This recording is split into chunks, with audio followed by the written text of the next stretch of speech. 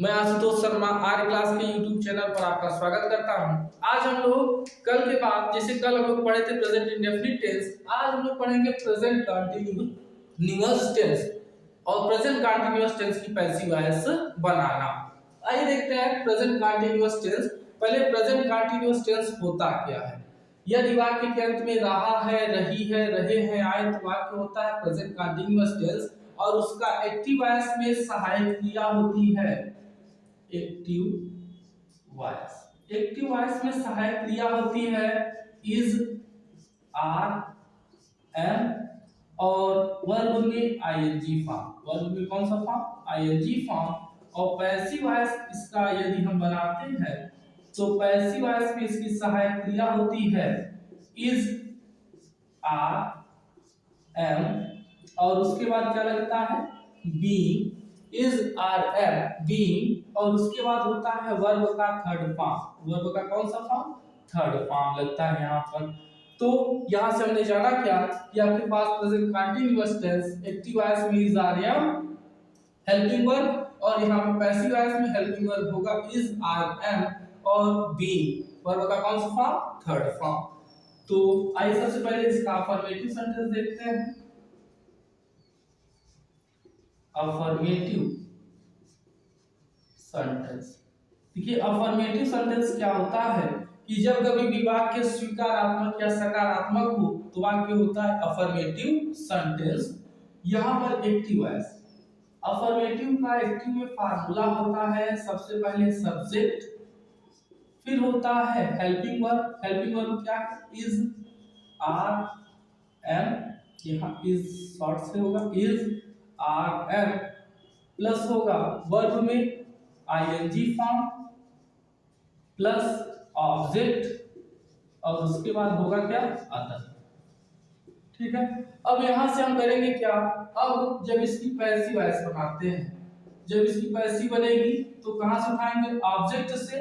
और ऑब्जेक्ट आपके पास यहां आएगा, वह होगा नॉमिनेटिव केस में। किसमें होगा? नॉमिनेटिव केस में। और यहां पर होगा इज, आर, एम और फिर होगा यहाँ पर बीइंग, सभी के साथ बीइंग लगेगा और फिर वर्ब में थर्ड फॉर्म अदर और लास्ट में आपके पास बाय और बाय के बाद होगा सब्जेक्ट। सब्जेक्ट किसमें होगा?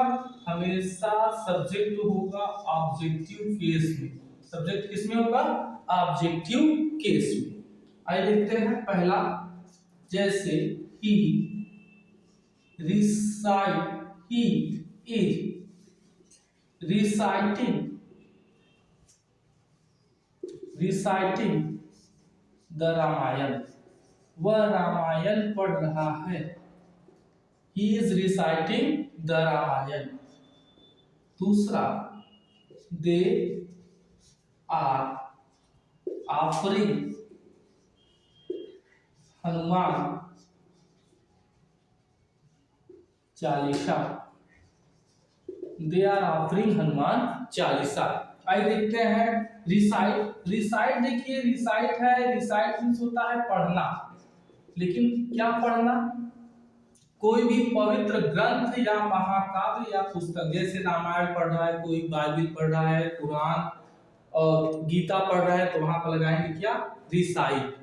उसके बाद ऑफर। ऑफर मींस होता है पढ़ना, लेकिन पढ़ना जैसे पूजा पाठ संबंधी कोई भी वस्तुएं अगर पढ़ रहे हैं तो वहां पर होगा क्या? ऑफर। जैसे दुर्गा चालीसा, हनुमान चालीसा, शिव चालीसा, तो यहाँ पर क्या करेंगे? ऑफर। उसके बाद आपके पास होगा रीड। रीड मींस होता है पढ़ना। और पढ़ना कौन सा पढ़ना होता है यहाँ पर कि आपके पास ऐसा पढ़ना कि सामान्य सी पुस्तक पढ़ना। कोई सामान्य सी पुस्तक अगर हम पढ़ रहे हैं, जैसे हम लोग अगर रीडर पढ़ते हैं, प्रोज पढ़ते हैं तो होगा रीड। ठीक है। आइए देखते हैं इसको थोड़ा सा passive voice. He is reciting the Ramayana. हम बनाएंगे कहां से? The Ramayana is being recited, is being recited by, क्या हो जाएगा? ही का क्या हो जाएगा? हिम। यहां से हमने लिखा है द रामायण, एक वचन है इसलिए इज, उसके बाद बीइंग और रिसाइट का थर्ड फॉर्म रिसाइटेड, फिर बाय, और उसके बाद यहां से लास्ट में आया क्या, ही का ऑब्जेक्टिव केस क्या होता है, हिम। उसके बाद देखिए है they are offering Hanuman Chalisa, यहां से क्या बनाएंगे, हनुमान चालीसा, हनुमान चालीसा इज बीइंग, क्या होगा यहाँ पर, बीइंग, फिर ऑफरिंग है, ऑफर्ड हो जाएगा, ऑफर्ड, और यहाँ पर फिर बाय, और दे का क्या होगा, दे। तो Hanuman Chalisa being is being offered by them, they are offering Hanuman Chalisa, वे हनुमान चालीसा पढ़ रहे हैं, हनुमान चालीसा उनके द्वारा पढ़ा जा रहा है। तो यह क्या था, अफर्मेटिव सेंटेंस। आइए इसके बाद देखते हैं निगेटिव। निगेटिव सेंटेंस क्या होता है, यदि वाक्य नकारात्मक हो तो वाक्य होता है निगेटिव सेंटेंस में। जैसे इसका एक्टिव वॉइस होगा क्या, कि मुख्य सहायक क्रिया या मुख्य हेल्प, आपके पास मेन हेल्पिंग वर्ब के बाद क्या हो जाएगा, नॉट लग जाएगा, is are am plus not, plus होगा क्या, बीइंग, और प्लस होगा वर्ब। देखिए यह एक्टिव वॉइस है तो बीइंग नहीं होगा, वर्ब में कौन सा फॉर्म, आईएनजी फॉर्म, और ऑब्जेक्ट, और फिर क्या होगा, अदर्स। तो यह क्या था, एक्टिव वॉइस था। और उसके बाद जब इसकी पैसिव बनाते हैं, जब इसकी पैसिव बनाएंगे तो क्या होगा, पैसिव बनाते समय सबसे पहले ऑब्जेक्ट से उठाते हैं, ऑब्जेक्ट, ऑब्जेक्ट किसमें होगा, नॉमिनेटिव केस में, और उसके बाद होगा इज, आर, फिर एम, फिर होगा नॉट, और नॉट के बाद क्या होगा, बी। कभी भी आप ऐसा ना करिएगा कि इज, आर, एम, बीइंग फिर नॉट लगाइए, गलत हो जाएगा आपका। यहां से फिर होगा वर्ब का थर्ड फॉर्म, फिर होगा आपके पास अदर, उसके बाद बाय, फिर लास्ट में सब्जेक्ट, और सब्जेक्ट के बाद होगा क्या, सब्जेक्ट आपका किसमें होगा, ऑब्जेक्टिव केस में। ठीक है, आइए देखते हैं फर्स्ट इसका अनुवाद, एक तरह से इसका अनुवाद क्या, इसको इंटरचेंज देखते हैं एक्टिव से पैसिव। जैसे ही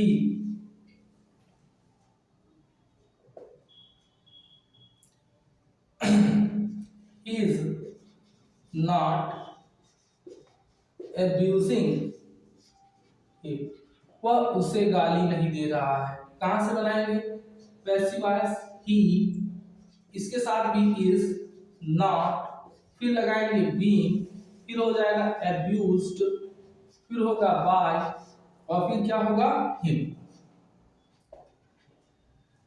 तो इसको आप लोग एक बार नोट कर लीजिए, उसके बाद हम लोग आगे चलते हैं। देखते हैं, अगर आप लोगों को यह वीडियो पसंद आ रहा है तो ज्यादा से ज्यादा लोगों तक शेयर करें, और वीडियो को अगर अभी तक सब्सक्राइब नहीं किया तो सब्सक्राइब करें। आइए देखते हैं आगे।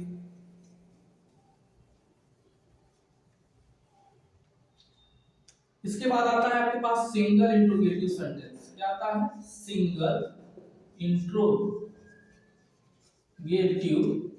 सेंटेंस।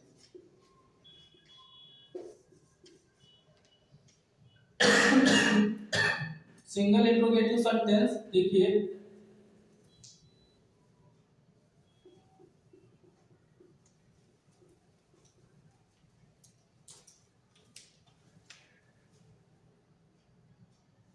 चलिए आइए देखते हैं सिंगल इंट्रोगेटिव। एक्टिव वॉइस में क्या है, सबसे पहले सहायक क्रिया होगी इज, आर और कैन, और उसके बाद होगा सब्जेक्ट, क्या होगा, सब्जेक्ट, फिर प्लस, और लास्ट में यहाँ पर चेंज क्या होगा, क्वेश्चन मार्क। उसके बाद यहाँ पर भी वही चीज है, इज, आर, एम, और फिर यहाँ पर जो आपके पास ऑब्जेक्ट होगा वह होगा नॉमिनेटिव केस, इसमें होगा नॉमिनेटिव केस में, और लास्ट में होगा क्या, क्वेश्चन मार्क, लास्ट में क्वेश्चन मार्क। आइए देखते हैं एक अनुवाद, एक आपके पास interchange, is she washing her cloth, क्या वह अपना कपड़ा साफ कर रही है। CLOTHES, clothes. क्या करेंगे यहां से? सबसे पहले her clothes, her clothes, her clothes, यहां पर आपके पास हो जाएगा, देखिए हर है, हर क्लॉथ्स, यहां पर बहुवचन इसलिए आपके पास प्लूरल है इसलिए लगाएंगे क्या? आर हर क्लॉथेस अपने कपड़े, देखिए हमेशा पॉजिटिव केस के साथ इज ही लगेगा। इज हर क्लॉथेस क्या होगा? बीइंग वाश्ड बाय, यहां पर क्या हो जाएगा? सी का क्या होगा? हर। तो यहां से देखिए हमेशा ध्यान रखिएगा, कभी भी पॉजिटिव केस के साथ होता है, कभी भी पॉजिटिव केस आए तो भले ही वह आपके पास बहुवचन है लेकिन उसके साथ हमेशा एक वचन की सहायक क्रिया का प्रयोग करते हैं। और थोड़ा सा इसको देखते हैं, क्लॉथ। देखिए अगर क्लॉथ है तो क्लॉथ मींस होता है बिना सिला हुआ कपड़ा, ऐसा होता है बिना सिला हुआ कपड़ा। और अगर आपके पास हो गया CLOTHE क्लॉथ तो यह होता है सिला हुआ कपड़ा, ऐसा सिला हुआ कपड़ा है। ठीक है, तो इसमें थोड़ा सा फर्क होता है केवल ई का, और उसमें यह फर्क उसकी मीनिंग में हो जाता है। आइए इसके बाद होता है आपके पास double interrogative sentence. Double interrogative sentence, double interrogative sentence. Double interrogative sentence क्या होता है कि डबल इंट्रोगेटिव, जब कभी भी वाक्य में डबल इंट्रोगेटिव सेंटेंस हो तो क्वेश्चन वर्ड वाक्य में प्रारंभ में होते हैं, उसके बाद होता है इज, फिर आर, फिर एम, फिर आपके पास होता है सब्जेक्ट, और लास्ट में होता है क्वेश्चन मार्क। क्वेश्चन मार्क के बाद अब अगर यदि पैसिव बनाते हैं तो केवल फर्क क्या होता है कि क्वेश्चन वर्ड वाक्य के प्रारंभ में रहेंगे और फिर आपके पास ऑब्जेक्ट इज आर एम रहेगा, हेल्पिंग वर्ब, और उसके बाद ऑब्जेक्ट आपका होगा किसमें? वही जो लिखते हैं आप हमेशा नॉमिनेटिव केस में। किसमें होगा?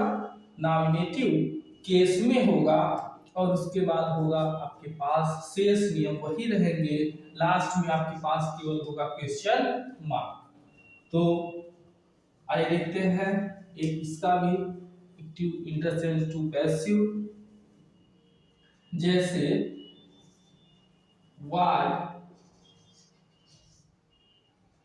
are they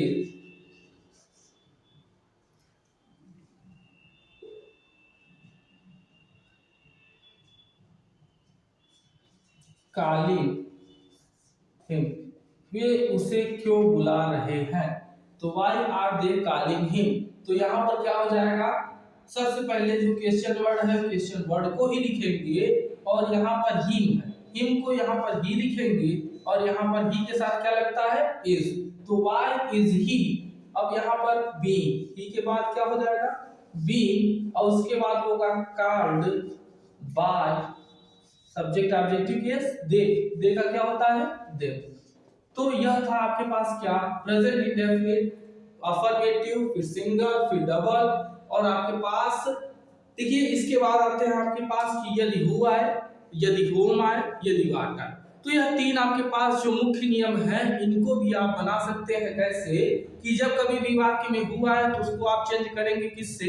कि हु को चेंज करेंगे बाय होम से, और बाय होम को, हु को बाय होम से, और होम को चेंज करेंगे किसमें? हु में। और वाट को किसमें चेंज करेंगे? किसी में नहीं, वाट को वाट ही रहने देते हैं। और उसके नियम क्या है कि वाट वाले वाक्य में कर्म नहीं होता, और हु वाले वाक्यों में सब्जेक्ट या अथवा आप कह सकते हैं कि कर्ता नहीं होता है। तो यदि आपको वीडियो पसंद आया हो, आपको जो कुछ भी पूछना हो तो आप कमेंट के माध्यम से पूछ सकते हैं। वीडियो कमेंट पसंद आया हो तो आप लोग इसको लाइक करिए, ज्यादा से ज्यादा लोगों तक शेयर करें, और सब्सक्राइब करना ना भूलें। Thank you.